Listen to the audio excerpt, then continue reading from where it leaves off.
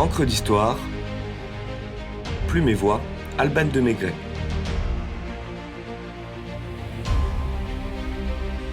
Le tabac, d'encenser à écraser.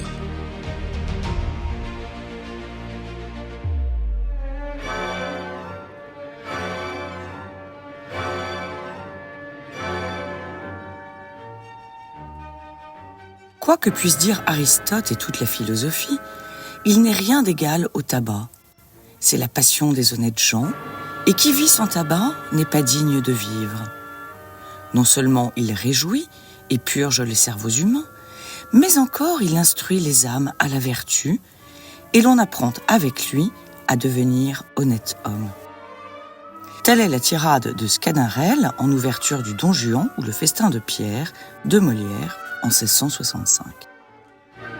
Le protégé de Louis XIV ne tiendrait pas ses propos aujourd'hui sans aller au casse-pipe et risquer d'avoir à fumer sa dernière cigarette, celle du condamné. Politiquement incorrect oblige.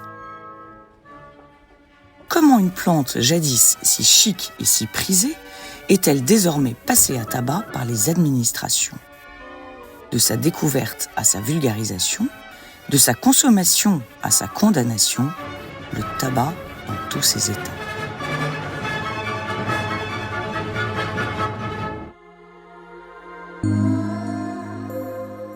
Fumé, chiqué, mâché, inhalé ou bu en infusion depuis des millénaires en Amérique centrale par les tribus précolombiennes, la première mention du pétain par un Européen date du 15 novembre 1492, dans le journal de bord de Christophe Colomb. Débarqué à Cuba, l'explorateur envoie ses compagnons, Luis de Torres et Rodrigo de Jerez, explorer l'intérieur de l'île. Les Indiens rencontrés s'adonnent, selon leur rapport, à une étrange pratique qui éclaire l'usage de ces feuilles séchées qu'ils ont déjà repérées sur des précédentes terres accostées.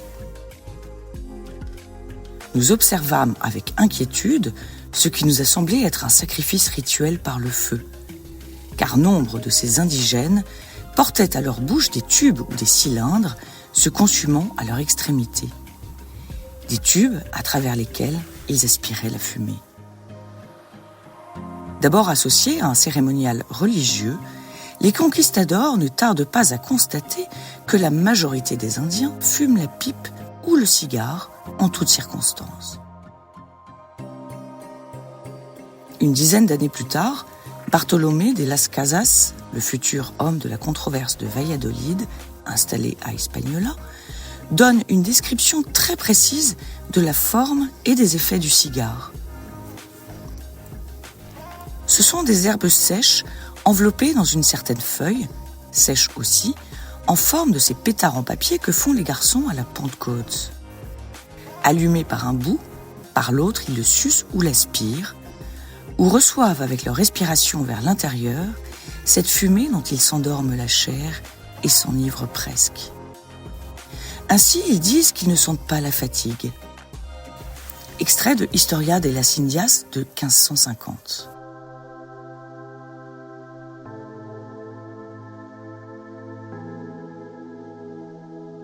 Émanation subtile, s'élevant en volute vers les cieux, lien spirituel entre la terre et l'au-delà. Après tout, Dieu est un fumeur de Havane. C'est lui-même qui m'a dit que la fumée envoie au paradis, chante Serge Gainsbourg. Donnée comme le remède de tous les maux, la fumigation du tabac, du mot tabago, bâton creux par lequel les Indiens inhalaient la fumée, fait vite des émules parmi les argonautes européens. Ambassadeurs de la plante dans les régions du Nouveau Monde qui ne la cultivent pas encore, ils en rapportent des plants au Portugal et en Espagne. Ainsi, la péninsule ibérique s'enflamme pour le tabac et enfume les côtes occidentales de l'Afrique, avant même que l'Europe du Nord ne s'approprie l'herbe la plus souveraine et la plus précieuse que la terre ait jamais offerte aux hommes, selon l'expression de l'écrivain Ben Jonson. Cette herbe poursuivra ensuite son voyage dans l'Empire ottoman et l'Orient, où narguilé et chicha trouveront bien des émules à partir du XIXe siècle. Si les historiens se disputent le nom du premier importateur des feuilles séchées à la cour de Charles Quint, Le véritable apôtre du tabac en France est sans conteste André Thévet, un moine cordelier parti au Brésil dans les années 1550. De retour à Angoulême, l'aumônier de Catherine de Médicis acclimate des graines de tabac dans son jardin charentais. Pourtant, ses espoirs partent en fumée lorsque l'ambassadeur de France au Portugal, qui n'a jamais traversé l'Atlantique, Jean Nicot, le grille. Il envoie à la régente des feuilles de tabac râpées pour soigner ses migraines.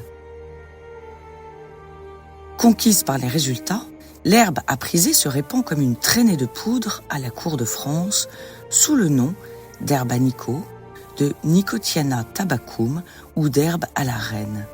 Et Jean Nicot, couvert des faveurs royales, fait un tabac et entre dans la postérité en donnant son nom à la nicotine. André Thévet s'est indéniablement fait rouler. Il se consume de rage et s'époumonne. Je puis me vanter d'avoir été le premier en France qui a rapporté la graine de cette plante et pareillement semé et nommé ladite plante l'herbe angoumoisine. Depuis, un quidam qui ne fit jamais le voyage, après quelques 10 ans après que je fusse de retour de ce pays, lui donna son nom. L'enfumeur enfumé, en somme, pour reprendre le titre d'une pièce de Jean-Marie Bouttineau basée sur la vie de Jean Thévet en 2012. Mais arrêtons de mégoter. Dès la fin du XVIe siècle, la planète entière est gagnée par la feuille que l'on chique, prise ou inhale, et à qui l'on attribue tous les mérites. Remède pour les plaies, nausées, rhumatismes, morsures, convulsions, fièvre. Passé ses prétendues qualités thérapeutiques, le tabac est bientôt consommé par plaisir et joue un rôle social important. Le XVIIe siècle compte son nombre de détracteurs du tabac. Jacques Ier d'Angleterre fait décapiter Sir Walter Raleigh pour avoir promu, je cite, « cette déplorable habitude, dégoûtante aux yeux, désagréable au nez, dangereuse pour le cerveau, désastreuse pour le poumon ». Le pape Urbain VIII veut excommunier ceux qui en font usage. Le Shah de Perse Abbas Ier tranche le nez des priseurs et mutile les lèvres des fumeurs. Amourat IV, sultan de l'Empire ottoman, prend les fumeurs la pipe entre les dents ou les embrase sur un bûcher en feuilles de tabac. À l'inverse, d'autres voient dans la propagation de la consommation du pétain des sources de revenus prometteuses. C'est ainsi que le cardinal de Richelieu crée le premier impôt sur le tabac en 1629 et que Colbert instaure le monopole d'État sur la vente du tabac en 1674, puis sur sa fabrication en 1681. Des idées lumineuses qui n'ont pas perdu de leur souffle. Pourtant, ni les menaces ni les taxes ne parviennent à stopper l'épidémie qui continue de se propager au gré du temps qui passe. Le XIXe siècle signe probablement l'âge d'or des fumeurs, avec l'arrivée d'abord timide de la cigarette par les troupes napoléoniennes en 1809, la création des premières manufactures dans les années 1840 et son industrialisation à grande échelle vers 1880. Une caricature intitulée « La tabacomanie ou le culte du cigare », diffusée en 1842, ne dément pas le phénomène. Selon Lamartine d'ailleurs, la France de Louis-Philippe Ier, le roi bourgeois, s'ennuie. Ceci expliquerait peut-être cela. Les fumoirs des maisons aristocratiques ou bourgeoises, symbole par excellence de la convivialité, sont une invitation à la détente et la conversation, sous un nuage d'arabesques bleutées et voluptueuses. George Sand, elle-même amatrice de tabac, écrivait « Le cigare est partout. Il est le complément indispensable de toute vie oisive et élégante. Tout homme qui ne fume pas est un homme incomplet. » Alfred de Musset, Alphonse Daudet, Théophile Gautier, Gérard de Nerval, Émile Zola, Théodore de Banville, Prosper Mérimée, François Coppée et bien entendu Charles Baudelaire s'adonnaient au paradis artificiel qu'est le tabac. Le début du XXe siècle achève l'œuvre de son prédécesseur. si le cigare devient un objet de luxe et la pipe est réservée à quelques amateurs, avec ou sans filtre, brune ou blonde, la cigarette est dans toutes les bouches. Celle des soldats, bien sûr, dont les cigarettes font partie de la ration de rigueur, des hommes, et progressivement, celle des femmes. Les grandes marques de cigarettes, à force de publicité à grand budget, font entrer dans les mœurs la féminisation du tabac. Le cinéma, lui aussi, joue un rôle de choix comme propagateur. La cigarette assied la virilité d'acteurs comme James Dean dans La Fureur de vivre en 1956, de Sean Connery dans Dr No en 1662 ou de Clint Eastwood dans la trilogie du dollar en 1965, parmi bien d'autres, et donne aux actrices une sensualité et une présence exceptionnelle, quasi mystifiée, quasi fatale dans leur rôle d'allumeuse. Souvenons-nous de Lorraine Bacall dans Le port de l'angoisse en 1944, d'Audrey Hepburn dans Diamant sur canapé en 1962, ou plus récemment de Glenn Close en Cruella dans Les 101 Dalmatiens en 1997. Quant à la fumée, elle apporte un élément esthétique et graphique indéniable et une atmosphère fugace, flottante, aérienne et lourde à la fois, à l'instar des scènes mythiques des Tontons flingueurs de Georges Lautner en 1963. Dès les années 50, les médecins dénoncent les méfaits du tabac, la dépendance qu'il suscite et son implication dans plusieurs formes de cancer.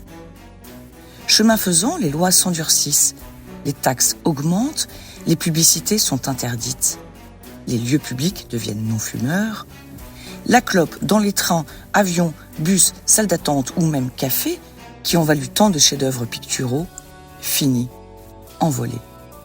Les paquets de cigarettes affichent des slogans à faire peur, la gabelle du tabac augmente encore et encore. L'État protecteur de la santé publique semble parfois plus dépendant du tabac que les fumeurs eux-mêmes. 12 milliards d'euros, tout de même, ce ne sont pas des clopinettes. La colère gagne les buralistes qui voient l'augmentation des taxes comme un coup de tabac. 10 € le paquet. 10 € le paquet. Sérieusement, on est au bord de l'asphyxie. Ça fait combien la taf? Sans compter l'atrocité des paquets qui se veut dissuasive. À l'heure de la cigarette électronique et des nouvelles dispositions, sauront-ils s'entendre autour d'un calumet de la paix? Et là, je sèche. Je vous dis à la semaine prochaine et vais m'en griller une petite.